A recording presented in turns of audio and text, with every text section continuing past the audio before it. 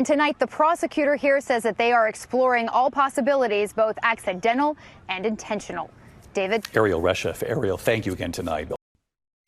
David, detectives from Loudoun County are here in the Dominican Republic searching for clues. Loudoun County authorities calling Reby a person of interest. But Dominican authorities tell ABC News Reby is cooperating and is a witness, not a suspect, telling them that the two were hit by a large wave. They also say he gave them 3 different versions of what happened that night because he was too drunk to clearly remember. Laurel Shriver has known Reby since he was 8 years old. Josh would never hurt a girl.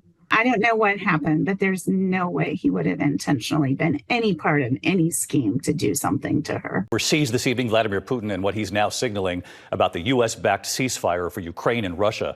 Putin now saying he wants to talk to President Trump. Our chief international correspondent, James Longman, in Ukraine tonight.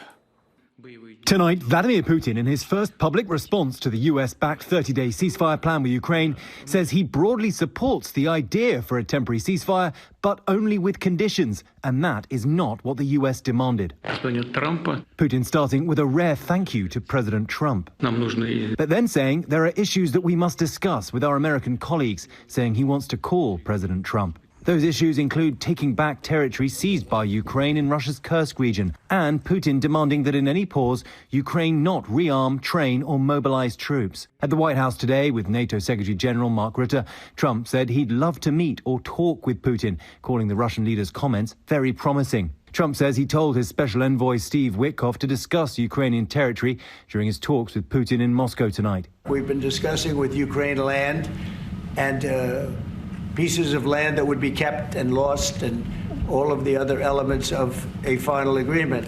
David, both Trump and Putin said today they want to speak to each other about this deal. Vladimir Putin may have done just enough to keep the White House happy for now, but he has made no commitment to stop his invasion.